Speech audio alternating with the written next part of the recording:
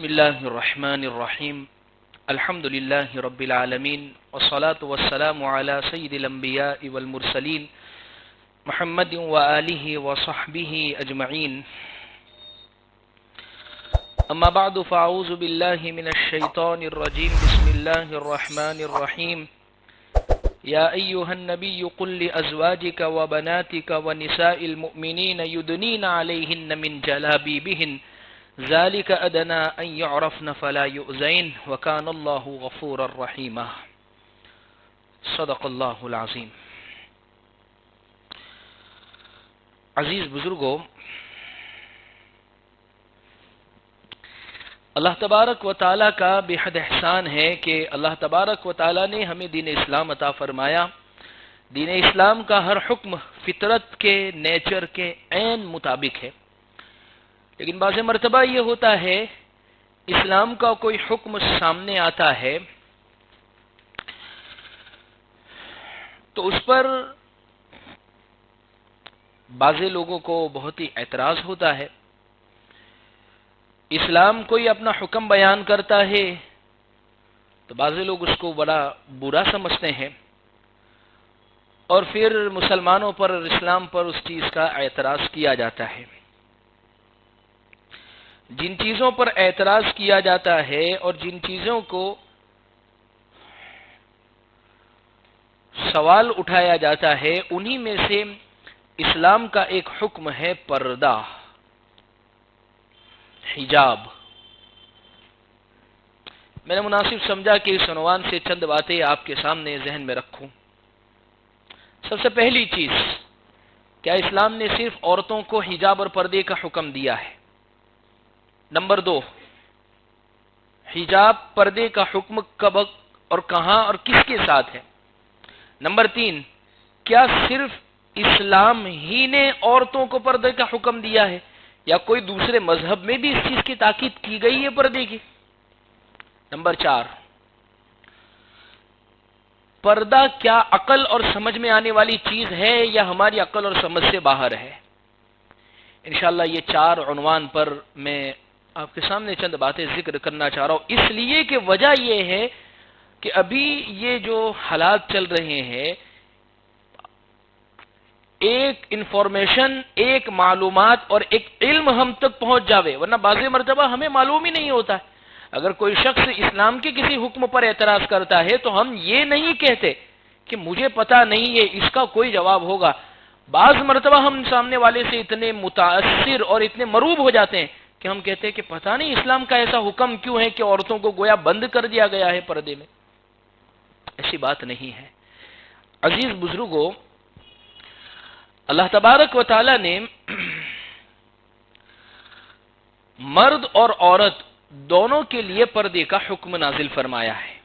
ستر جس کو کہتے ہیں، دونوں کے لیے چھپانے کا حکم ہے۔ ایسا نہیں ہے کہ مرد ہے تو ہر شخص آزاد ہے کہ اگر وہ برموڈا میں بھی چلنا چاہے تو اس کو اس کی گنجائش ہے۔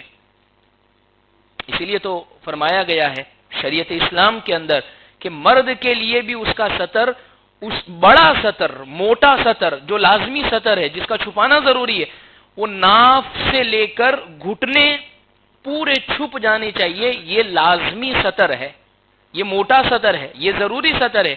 تو اس کا مطلب یہ نہیں ہے کہ پھر اتنا ہی ستر ڈھانپ کر رکھے پھر پورا بدن کھلا ہو، نہیں۔ اللہ کے نبی صلی اللہ علیہ وسلم نے ایک مرتبہ نماز پڑھ کر بتائی، اور آپ 2 چادروں کے اندر یعنی سینہ، پیٹھ، یہ بھی چھپا کر آپ رکھتے تھے۔ تو معلوم ہوتی ہے اس سے یہ بات کہ مرد کے لیے بھی چھپانے کا حکم ہے، وہ آزاد نہیں ہے کھلا رکھنے کے اندر۔ ایسا ہی معاملہ عورتوں کے ساتھ بھی ہے۔ دیکھیے، دنیا کے اندر جتنی چیزیں پرکشش ہوتی ہے، کچھ چیزیں وہ ہیں کہ جس پر نگاہ فوراً پڑتی ہے، کچھ چیزیں وہ ہیں جو بہت زیادہ شکار ہو جاتی ہے، کچھ چیزیں وہ ہیں جس پر بہت زیادہ پریشانیاں جلدی عائد ہوتی ہے، اس لیے ان کو چھپانے کا اور اس کو پردے میں رکھا جاتا ہے اور بہت زیادہ حفاظت کے اندر رکھا جاتا ہے۔ آپ دیکھیں نا، ذرا غور کریں کہ ہمارے گھر میں جب کبھی مکان تعمیر کرنا ہوتا ہے، مکان بنوانا ہوتا ہے، تو اینٹ، سیمنٹ، سریا وغیرہ لے کر آتے ہیں تو ہم اس کو لا کر فوراً لاکر میں نہیں ڈال دیتے، روڈ پہ لا کر ڈالتے ہیں، گھر کے باہر لا کر ڈالتے ہیں۔ لیکن وہی مکان جب تیار ہو جاتا ہے تو اگر میں سونی کی دکان سے گولڈ یا ہیرے یا سلور وغیرہ لے کر آ رہا ہوں یا پیسے لے کر آ رہا ہوں تو اس کو روڈ کے باہر نہیں ڈال رہا ہوں. اس کے لیے تو گھر کا بھی سب سے اندر والا حصہ اور اندر میں بھی تیجوری الماری بنی ہوئی ہے اور اس میں بھی لاکر جس کی چابی ہمیشہ میرے پاس رہتی ہے. کیوں؟ اس لیے کہ اس پر نگاہیں بہت جلدی اٹھا کرتی ہے. بس اسی طریقے سے شریعت اسلام نے بھی پردے کا حکم دیا ہے. بات دراصل یہ ہے عزیز بزرگوں، یہ بہت چیز سمجھنے کے لائق ہے. صرف شریعت اسلام نے پردے کی تاکید کی ہے ایسا نہیں ہے. اسلام ہر وہ حکم دیتا ہے جو انسانی فطرت اور انسانی نیچر میں ہے. اب دیکھیں نا، دین اسلام نے تو پردے کا حکم دیا ہے اور اس کے مطابق سمجھایا بھی ہے. ورنہ آپ دوسرے مذہب کو اٹھا کر دیکھیں، آپ عیسائی مذہب کو اٹھا کر دیکھیں، یہود مذہب کو اٹھا کر دیکھیں، پردے کا حکم ان کے اندر بھی بہت زیادہ ہے. آپ دیکھیں عیسائی چرچوں کے اندر جو راہبات ہوتی ہے، وہ عورتیں جو چرچ میں رہنے والی ہوتی ہے، ان کا لباس کیسا ہوتا ہے؟ بالکل ڈھیلا ڈھالا لباس، بالکل پردہ نما لباس. ظاہر سی بات ہے یہ کس چیز کی نشاندہی کر رہا ہے؟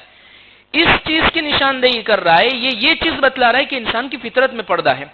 برادران وطن، جس ملک میں ہم رہتے ہیں، ہندو بھائی بہت سارے ہمارے اس ملک میں جو رہتے ہیں، وہ ذرا بالکل اپنی تاریخ پر ذرا غور کرے کہ جو سیتا جی ہے، جو ہندو مذہب میں بڑی مقدس ہستی مانی جاتی ہے، ان کے بارے میں کیا لکھا ہے. جب رام جی 14 سال کا ونواس کاٹ کر آئے، لکشمن ساتھ میں تھے، تو ایسے موقع پر رام جی لکشمن کو کہہ رہے کہ اپنی بھابھی کو آپ ہار پہنائیں. لکشمن کہتے ہیں کہ میں نے بھابھی کا چہرہ بھی نہیں دیکھا ہے، میں نہیں پہچانتا ہوں کہ اس میں بھابھی کون ہے، سیتا جی کون ہے، اس لیے کہ ان کے پیر سے اوپر میں نے نگاہ اٹھا کر نہیں دیکھا. آپ اندازہ لگائیں، آپ تصور کریں. اور آج بھی ہندو بھائیوں کے اندر جتنے بھی دیوی دیوتا ہے، دیوتاؤں کو چھوڑیے، دیویوں کو دیکھیے، جتنی کی بھی تصویریں بنائی جاتی ہے وہ ساری کے ساری پردے کے اندر ڈھکی ہوئی بنائی جاتی ہے. میں یہ سمجھانا چاہ رہا ہوں عزیز بزرگوں، ہندوستان کی فطرت کے اندر ہی دین اسلام نے جو بات سمجھائی ہے وہ ہمارے اس ملک ہندوستان کے نیچر کے اندر یہ چیز چھپی ہوئی ہے. ہندوستان کی فطرت کے، اس کی سنسکرتی کے اندر یہ چیز چھپی ہوئی ہے کہ اسلام نے جس چیز کو پہلے دن بیان فرمایا پردے کے متعلق، وہ چیز لازمی اور ضروری ہے. ہم گھومنے کے لیے جاتے ہیں، بہت ساری ایسی جگہوں کے اوپر جاتے ہیں. ادے پور کبھی چلے گئے، جے پور کبھی چلے گئے، راجستھان کے بہت سارے علاقوں میں چلے گئے. مجھے بہت اچھی طریقے پر یاد ہے، ادے پور کے اندر ایک محل ہے. جب وہاں کے گائیڈ سے پوچھا کہ بھئی یہ کمرہ کس کا ہے، تو بتایا جاتا ہے کہ یہ جو کمرہ ہے یہ فلاں بیگم جو تھی یا فلاں جو ان کی بیوی تھی یہ ان کا تھا. اس کمرے کے اندر 11 سال سے اوپر والے بچے کو آنے کی اجازت نہیں تھی. کیا وجہ ہے؟ وہ جب پالکیوں کے اندر بیٹھتی تھی تو وہ پوری پردہ نما پالکی ہوا کرتی تھی. کیا وجہ ہے؟ عزیز بزرگوں، اسلام نے جس چیز کو پہلے دن سے بیان فرمایا ہے وہ چیز فطری ہے، وہ چیز نیچر ہے، وہ چیز دراصل انسان کی فطرت میں چھپی ہوئی ہے. تو پھر یہ پردے کے خلاف باتیں کہاں سے اٹھی ہے؟ بات دراصل یہ ہے، جب فرسٹ، مجھے اچھی طریقے سے یاد نہیں ہے، یا سیکنڈ ورلڈ وار جب ہوا، اس سے پہلے کی بات یہ ہے، عام طور پر اس دنیا کے اندر جو بڑے بڑے پروجیکٹ کیا کرتے تھے، جو بڑی بڑی مزدوریاں کیا کرتے تھے، یا جو آفس وغیرہ سنبھالتے تھے، یا جو بڑے بڑے کام کیا کرتے تھے، وہ مرد تھے. لیکن ورلڈ وار کے اندر، فرسٹ یا سیکنڈ کے اندر، کافی مرد وہ فوت ہو گئے، وہ مر گئے. اب ضرورت ہوئی کہ بہت سارے لوگوں کو کام لینے کی ضرورت ہے، تو اب اتنے سارے مرد مہیا نہیں ہوئے. اس دن سے یہ نعرہ لگنا شروع ہوا ہے کہ مرد اور عورت یہ دونوں ایکول ہے، یہ دونوں کے برابر ہے، یہ دونوں کندھا سے کندھا ملا کر کھڑی رہ سکتی ہے. مردوں نے عورتوں کو اندر گھروں میں بند کر کے یہ اچھا نہیں کیا ہے. لہذا اسی وقت سے یہ نعرے اور یہ چیزیں لگنا شروع ہوئی ہیں، جس کا نتیجہ یہ ہوا کہ عورتوں نے سمجھا کہ واقعی حقیقت میں ہمیں پردے میں بند کر دیا گیا ہے، گھروں میں قید کر دیا گیا ہے. اور پھر اس کا سارا کے سارا جو ٹھیکرا پھوڑا گیا ہے وہ دین اسلام کے اوپر، کہ دراصل مسلمانوں نے ایسا کیا ہے. دراصل اسلام نے یہ چیز کو لازمی کر دیا ہے، دراصل اسلام نے اس چیز کو منع کر دیا ہے، دراصل اسلام نے اس چیز کا پابند بنا دیا ہے۔ بات دراصل یہ ہے کہ یہ تو ہر مذہب کی فطرت اور نیچر کے اندر یہ بات چھپی ہوئی ہے پردہ تو، اور عقل سے بھی اگر غور کریں تو واقعی حقیقت کے اندر پردہ سمجھ میں آتا ہے۔ جو چیز چھپانے کی ہے، ظاہر سی بات ہے کہ عورت ایک ایسی چیز ہے جو ہمارے گھروں کی ملکہ ہمیں سمجھی جاتی ہے، اب ظاہر سی بات ہے کہ اس کو تو چھپانے کا حکم دیا گیا ہے۔ خیر، تو الغرض عزیز بزرگوں، بات میں یہ سمجھانا چاہ رہا ہوں، لیکن ہوا یہ کہ ایکوالٹی پھر بھی نہیں ملی ہے عورت کو، جو ایکوالٹی کا جو نعرہ دیا گیا ہے، ایکوالٹی پھر بھی نہیں دی گئی۔ اسی وقت سے آج تک اٹھا کر دیکھ لیجئے، آپ یورپ کنٹریز وغیرہ میں اٹھا کر دیکھ لیجئے، جتنی تنخواہ مردوں کی ہوتی ہے اس سے آدھی یا پونی یا پاؤ تنخواہ عورتوں کی ہوتی ہے۔ کہاں ایکوالٹی؟ بس مقصد یہ تھا کہ کسی بھی طریقے سے عورت کو باہر لایا جاوے اور اس سے کام لیا جاوے، اور آج بھی عورت کو صرف زینت بنا کر پیش کر دیا، اٹریکشن کا ذریعہ بنا کر پیش کر دیا گیا ہے، حالانکہ دین اسلام نے تو اس کو بہت باعزت بنایا۔ میں قربان جاؤں، وہ لوگ جو مذہب اسلام پر اعتراض کرتے ہیں کہ اس نے عورت پر ظلم کیا ہے، اس نے بیٹیوں پر ظلم کیا ہے، اس نے بہنوں پر ظلم کیا ہے، سب سے پہلے اس دنیا کے اندر عورتوں کی آواز اٹھانے والا مذہب اسلام ہے۔ 1400 سال پہلے عرب کا کلچر یہ تھا کہ ان کے یہاں پر اگر کوئی بچی بیٹی پیدا ہو جاتی تو وہ یہ سمجھتے کہ اب ہماری عزت گئی۔ قرآن کہہ رہا ہے اذا بشر احدهم بالانثى ظل وجهه مسودا وهو كظيم، وہ بیٹی پیدا ہو گئی تو اس کا چہرہ کالا پڑ جاتا تھا، سیاہ ہو جاتا تھا، وہ دل میں گھٹتا رہتا تھا۔ یتوارى من القوم من سوء ما بشر به، وہ سب لوگوں سے چھپتا پھرتا تھا، وہ کسی کے سامنے مجمع میں نہیں آنا چاہتا تھا کہ اب اگر کسی کے سامنے گیا تو میری عزت چلی جائے گی، لوگ یوں کہہ دیں گے کہ یہ تو بیٹی کا باپ ہے۔ اور گواہ ہے آج بھی مکہ المکرمہ کے اندر وہ قبرستان جو صرف اور صرف اسی لیے تھا کہ یہاں پر بیٹیوں کو زندہ دفن کر دیا جاتا، آج بھی وہاں سے حکومت روڈ نکالنا چاہ رہی ہے لیکن کوئی شکل ہی نہیں بن رہی ہے۔ وہ قبرستان کا ٹکڑا آج بھی بیچ میں ایسے ہی موجود ہے، اور وہ وہی قبرستان ہے جہاں بچیوں کو زندہ دفن کر دیا جاتا تھا۔ میں قربان جاؤں پہ، اچھا اس دور کے اندر چلو عرب کلچر میں یہ بات ہے، دنیا کے کسی کونے سے تو آواز لگتی، دنیا کے اندر دوسرے اور بھی لوگ تو بستے تھے کہ جو عورت کے حق میں آواز اٹھاتے۔ میں قربان جاؤں پیارے آقا صلی اللہ علیہ وسلم پر، جنہوں نے سب سے پہلے یہ آواز اٹھائی، جو 3 بیٹیوں کی جو تربیت کرتا ہے، پرورش کرتا ہے، وہ جنتی ہے۔ حضور سے پوچھا اگر کسی کے یہاں 2 ہو، کہا 2 کی پرورش اور تربیت کر دے وہ جنتی ہے۔ کہا حضور کسی کے یہاں 1 ہو، کہا 1 کی تربیت اور پرورش کر دے وہ جنتی ہے۔ بھائی کو کہا اگر تو اپنی بہن کی تربیت اور پرورش کر دیتا ہے یا اس کو طلاق ہو گئی اور واپس تیرے گھر آتی ہے تو اس کو اچھے طریقے پر رکھتا ہے، اللہ فرماتے ہیں کہ تو جنتی ہے۔ اللہ کے نبی صلی اللہ علیہ وسلم نے انگلیوں سے اشارہ کر کے بتایا کہ میں اور وہ شخص جو بیٹیوں کا باپ ہے اس طریقے سے جنت میں قریب ہوں گے۔ یہ مذہب اسلام ہے، یہ اسلام کی تعلیمات ہے۔ آپ عقل کی روشنی میں بھی اگر غور کریں تو واقعی پردہ، حجاب ایک ایسی چیز ہے جو بالکل فطرت اور نیچر کے عین مطابق ہے۔ جتنی قیمتی چیز، میں نے مثال میں بات ذکر کی ہے، جتنی قیمتی چیز ہوتی ہے اتنا زیادہ اس کو چھپایا جاتا ہے۔ عورت عزت ہے، شرافت ہے، فخر ہے، سر کا تاج ہے، وہ محبت کرنے والی ہوتی ہے۔ ظاہر سی بات ہے کہ اس کے ساتھ یہ سلوک کرنا اور اس کو محبت اور ہمدردی کا اظہار کرنا ہمارے لیے لازمی حصہ ہے۔ تو خیر عزیز بزرگوں، شریعت اسلام ہی نہیں، ہندو مذہب بھی پردے کے بارے میں تاکیدی حکم، بلکہ رگوید کے اندر تو یہ بات یہاں تک لکھی ہے کہ برہم نے تمہیں اس بات کا حکم دیا ہے کہ تم اپنی عورتوں کو، بلکہ عورتوں کو یہ مخاطب کر کے یہ بات کہی ہے رگوید کے اندر کہ تمہارے ذمے یہ لازمی اور ضروری چیز ہے عورتوں کہ اپنے آپ کو تم چھپا کر رکھو، اپنی نظروں کو نیچی رکھو اور اپنے آپ کو حفاظت سے رکھو۔ ہندو مذہب کی کتابوں کے اندر یہ بات لکھی ہے۔ عیسائی اور یہودی مذہب کی ایسی بہت ساری کتابوں کے اندر بہت ساری ایسی باتیں لکھی ہے جو صرف اور صرف اس چیز کی نشاندہی کر رہی ہے کہ پردہ، یہ اسلام جو جس چیز کی حکم دے رہا ہے، جو تاکید کر رہا ہے، وہ بالکل عین عقل اور بالکل عین فطرت کے مطابق وہ چیز ہے۔ بعض لوگ یہ کہہ دیتے ہیں کہ پردہ یہ ترقی کے اندر رکاوٹ کا ذریعہ بن جاتا ہے، اس لیے کہ اگر عورت پردے میں آ گئی تو اس کی وجہ سے، بلکہ دیکھیے سب سے پہلی یہ بات میں ذکر کروں کہ اگر حقیقت میں ترقی کی ضرورت ہے تو کیا بغیر پردے کے ہی ترقی ممکن ہو سکتی ہے؟ ظاہر سی بات ہے کہ یہ کوئی چیز ضروری نہیں ہے۔ اسلام اس چیز کا حکم دے رہا ہے کہ اپنے آپ کو پردے میں رکھنے کے ساتھ ساتھ ساری ترقیاں، اور اگر واقعی وہ ضروری چیز ہے، ورنہ آپ دیکھیں مفسرین اور محدثین نے اس بات کو لکھا ہے، اگر عورت جاب کرنا چاہتی ہے، نوکری کرنا چاہتی ہے، اسی طریقے سے کسی جگہ پر کام کرنا چاہتی ہے، سب سے پہلے یہ چیزیں کہ اگر اس کے یہاں کوئی بھی کمانے والا نہیں ہے اور وہ بالکل نہتی ہے تو خیر اس کے لیے پردے کے ساتھ ان چیزوں کی گنجائش ہے، لیکن مرد کے ذمے اس کے لیے تو کمانا، اور مرد کے لیے اس کے ذمے یہ چیز ڈالی گئی ہے کہ تو اس کے لیے روزی کا انتظام کر۔ اسی لیے اللہ کے نبی نے فرمایا وَمَن لَّمْ يَسْتَطِعْ فَعَلَيْهِ بِالصَّوْمِ، کہ جو نکاح کی طاقت رکھتا ہے فَلْيَتَزَوَّجْ، اس کو چاہیے جلدی سے نکاح، اور نکاح کی طاقت کا مطلب بیوی کا خرچہ، بیوی کے کپڑے، بیوی کے لیے گھر اور مکان۔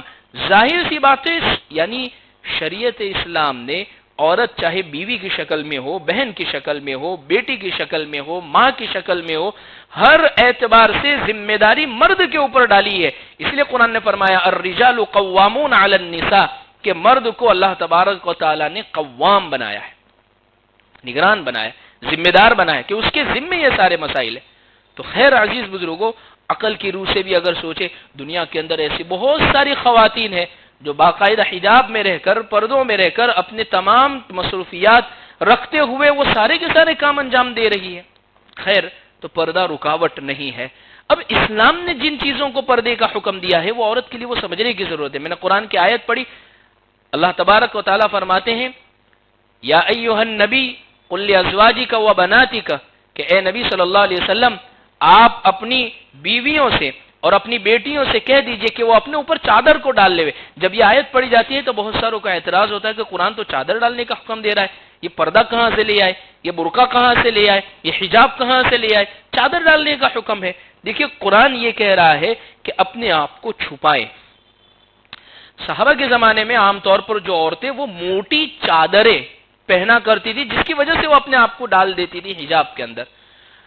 اب دیکھیے 4 قسم کی عورتیں ہیں پردے کے تعلق سے کہ کس طریقے سے پردہ کرنا چاہیے۔ سب سے پہلے تو وہ حضرات جو محرم ہے، محرم کا مطلب جن سے کبھی بھی نکاح ہو ہی نہیں سکتا ہے، جو بالکل قریبی رشتہ دار ہے، جن سے بالکل بلڈ ریلیشن ہے، جس میں آ گیا ہے بیٹا، پوتا، باپ، دادا، بھائی، ماموں، خالو، یہ وہ سب رشتہ دار ہیں جو محرم رشتہ دار ہیں، جن سے کبھی بھی نکاح نہیں ہو سکتا۔ ان کے لیے ان کے سامنے عورت اپنا چہرہ کھلا رکھ سکتی ہے، اپنی زینت ظاہر کر سکتی ہے ان لوگوں کے سامنے، یعنی اگر وہ تیار ہوئی ہے تو یہ لوگ اس کو دیکھ سکتے ہیں۔ تو یہ سب سے پہلے پردے کے اندر اگر وہ محرم حضرات ہے تو ان کے سامنے یہ پردہ ہے کہ اپنا چہرہ کھلا رکھا، ہاتھ کھلے رکھے، پنڈلیاں کھلی رکھی، تو ان کے سامنے آنے کی گنجائش ہے۔ دوسرا پردہ ہے وہ لوگ جو بالکل غیر محرم ہے، بالکل جس کو کہتے ہیں اجنبی ہے۔ اجنبی کے تعلق سے شریعت نے بالکل صاف حکم دے دیا کہ ان کے سامنے اپنے آپ کو چھپائے رکھے۔ حدیث پاک میں ہے ایک مرتبہ ایک صحابی ہے، نابینا صحابی تھے، وہ تشریف لائے اور اللہ کے نبی صلی اللہ علیہ وسلم کی خدمت میں بیٹھے ہوئے تھے۔ 2 صحابی عورت آئی، اللہ کے نبی نے فرمایا احتجبا منہ، کہ ان سے پردہ کرو۔ تو انہوں نے فرمایا کہ اللہ کے نبی صلی اللہ علیہ وسلم یہ تو نابینا ہے۔ تو اس نے فرمایا افعمیا ومانی انتما، کہ کیا تم بھی اندھی ہو، یعنی تمہیں بھی نظر نہیں آ رہی ہے، یعنی کم سے کم آپ تو انہیں دیکھ رہی ہے۔ معلوم ہوتی ہے اس سے یہ بات کہ اجنبی مرد اور اجنبی شخص سے عورت کے لیے اپنے آپ کو چھپانا یہ ضروری ہے، اس لیے کہ عام طور پر اس میں فتنے کا اندیشہ بہت زیادہ ہوتا ہے۔ میں بار بار ایک بات کہہ رہا ہوں کہ آج کل سوشل میڈیا پر جو اتنے سارے ملاقاتیں ہو جاتی ہے، یہ دراصل وجہ یہ ہوتی ہے کانٹیکٹ ہونے کی کہ اجنبی سے کانٹیکٹ اور اجنبی سے تعلقات اور ان سے گفتگو اور بات چیت کرنا۔ تو یہ دوسری بات۔ تیسری بات یہ ہے کہ بہت سارے وہ غیر محرم ہے لیکن بالکل جو گھر کے قریبی ہے جن سے ہمیشہ پردے سے بچنا، یعنی پردہ جن کے سامنے کرنا بہت مشکل ہو جاتا ہے. جیسے دو بھائی ہے، ایک گھر میں رہتے ہیں، اب ان دونوں کی بیوی کا ایک دوسرے کے سامنے بڑے مسائل پیش آ جاتے ہیں. اسی طریقے سے ماموں زاد بھائی ہے، خالہ زاد بھائی ہے، پھوپھی زاد بھائی ہے، ان کے لیے بڑے مسائل پیدا ہو سکتی ہے. شریعت یہ گنجائش دیتی ہے کہ اگر ان کے سامنے چہرہ کھل گیا، ہاتھ کھل گئے تو اس کی گنجائش ہے، لیکن اگر ان سے بھی فتنے کا خطرہ ہے تو ان سے بھی نہ بات چیت کرنے کی پھر گنجائش ہے، نہ ان کے سامنے بھی چہرہ کھولنے کے. اگر فتنے کا اندیشہ ہے تو.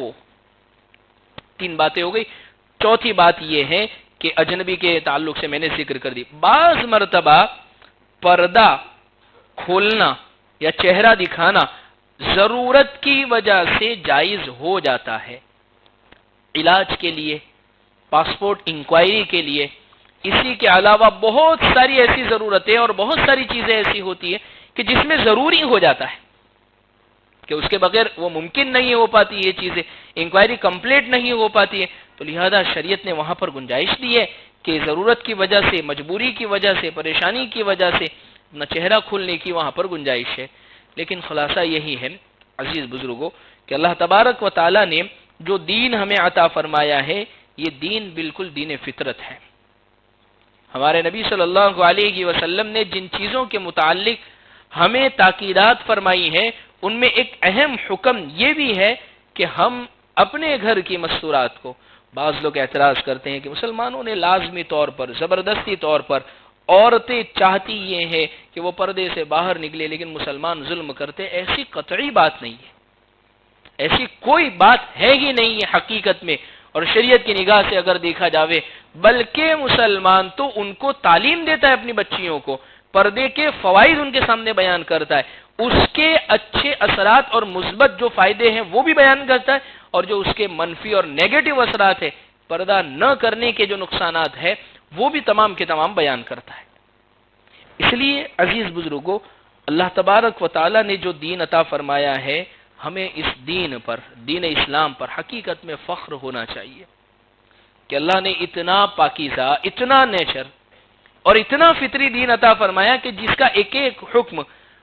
مسئلہ دراصل یہ ہے کہ جب کوئی شخص اپنی آنکھ ہی کو بند کر لیتا ہے تو پھر اس کو سورج نظر نہیں آتا ہے.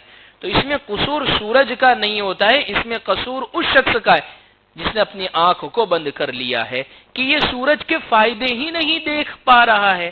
ورنہ ہندوستان کے اندر ایسے بہت سارے موقع ہوئے جس موقع کے اوپر اسلام کے کسی حکم پر اعتراض کیا گیا، اسلام کے کسی حکم کے بارے میں سوال اٹھایا گیا، لیکن بہت سارے لوگوں نے اس کے جوابات دیے کہ نہیں، واقعی اسلام کا یہ جو حکم ہے یہ فطرت اور نیچر کے بالکل مطابق ہے. اسی میں سے یہ پردے کا حکم ہے، اسی میں سے یہ برقعے کا حکم ہے، لیکن آج کل کے فیشنیبل برقعے بھی اس میں نہیں آتے.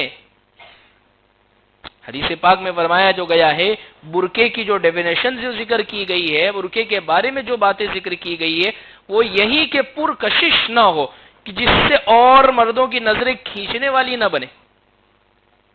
آج کل کے برقعے، ڈیزائنر برقعے، چست برقعے، بہت زیادہ بھڑکیلے برقعے، بہت زیادہ ایسے برقعے جس کی وجہ سے نظر پڑنے والی ہو، تو یہ پردے کی کیٹیگری میں نہیں آتے ہیں. پھر ایسے برقعے کے اوپر ایک اور چادر ڈالنے کی ضرورت پڑ جاتی ہے. خیر، تو جہاں پر حکم عورتوں کو ہے اس لیے کہ وہ ایک پرکشش چیز ہے، اس لیے کسی ایک پروفیسر کو چند لوگوں نے اعتراض کیا کہ مسلمانوں نے تو خواہ مخواہ کے لیے عورت کو پردے میں رکھ کر بڑا ہی اس کے ساتھ ظلم کر دیا ہے، زیادتی کر دی ہے. پروفیسر صاحب نے اپنے تھیلے میں سے ایک لیمن نکالا اور اس کو جیسے ہی کاٹا تو فوراً ہی، صرف کاٹنا تھا، ابھی تو اس کو کھایا یا پیا نہیں ہے، تمام کے زبان کے اوپر پانی آنے لگ گیا. دیکھیے ہمارے بھی تصور میں پانی آ رہا ہے لیمو کا نام سنتے. فرمایا کہ جب تک یہ اندر ہے وہاں تک کسی کے منہ میں پانی نہیں، لیکن جیسے ہی یہ باہر آئی تو مسائل اسی وجہ سے پیدا ہوئے ہیں. اس لیے عزیز بزرگوں، جہاں عورتوں کو اس بات کے پردے کا حکم ہے، وہیں پر مردوں کے لیے یہ لازمی ہے. قل للمؤمنین یغضوا من ابصارهم ويحفظوا فروجهم ذلك ازکى لهم. اللہ قرآن میں فرماتے ہیں 18ویں پارے کے 12वें रुकू में 12वें रुकू में फरमाते हैं कि आप मोमिन औरतों मर्दों से कह दीजिए कि अपनी निगाहों को नीची रखें। तो मर्दों को निगाह नीची रखने का हुक्म दिया गया है। इसीलिए अल्लाह के नबी सल्लल्लाहु अलैहि वसल्लम ने फरमाया कि वो लोग जो दूसरों के घरों में झांकते हैं, हुजूर फरमाते मेरा दिल ये चाहता है कि ऐसे मर्दों को लोहे के कंगे से उनकी आंखें फोड़ दूं कि जो दूसरों के घरों के अंदर झांकते हैं। आप बावजूद शफीक, मेहरबान, अपनी उम्मत से प्यार करने वाले, लेकिन कुछ बातों पर आप बड़े गजबनाक हुए। उन्हीं में से एक बात यह भी है, इसलिए कि किसी के घर के अंदर झांकना, किसी के घर के अंदर देखना, बदनजरी करना, यह बड़ा ही नापसंदीदा है। इसीलिए मर्दों को यह ताकीदी हुक्म कुरान ने दिया है।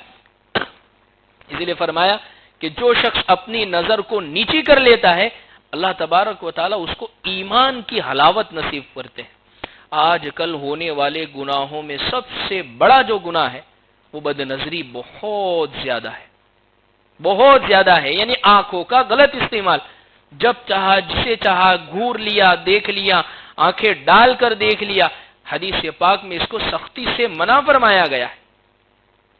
इसलिए हम अल्लाह तबारक व तआला से दुआ करते हैं कि अल्लाह तबारक व तआला हमें दीन इस्लाम की सही माना में कदर की तौफीक अता फरमावे और अल्लाह तबारक व तआला हमें इस्लाम के एक एक हुक्म पर अपनी मोहब्बत करते हुए उस हुक्म पर अमल की तौफीक अता फरमाए।